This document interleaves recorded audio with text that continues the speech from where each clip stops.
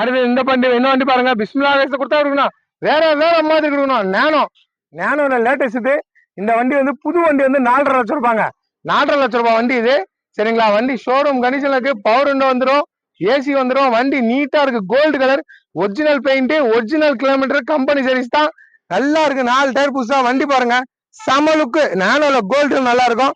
வண்டி பக்கா condition.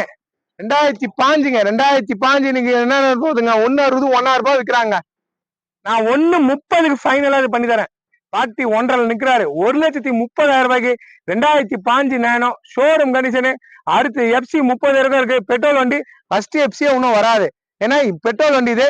First 30 இருக்கு, எஃப்சி இருக்கு, இன்னமும் கரண்ட்ல இருக்கு. வண்டி ஷோரூம் கண்டிஷனு. ஏசில இருந்து பாடியில இருந்து எல்லாமே தெளிவா இருக்கு. ஒரிஜினல் பெயிண்ட், ஒரிஜினாலிட்டிங்க, தெளிவா இருக்கு. நேரில் வந்து பாருங்க, சூப்பரா இருக்கு பாருங்க. கோல்டு கலர் நேனோ தெளிவா இருக்கு. 2015 நேர்ல வாங்க, பக்கா கண்டிஷனு. ஒரு நல்ல வண்டி. 1.30 தரேன். 48,000 கிலோமீட்டர் தான் ஓடி இருக்கு. பவர் விண்டோட வந்துடும். டாப் மாடல், ஏசி எல்லாம் பக்காவா இருக்கு. வண்டி தெளிவா இருக்குங்க.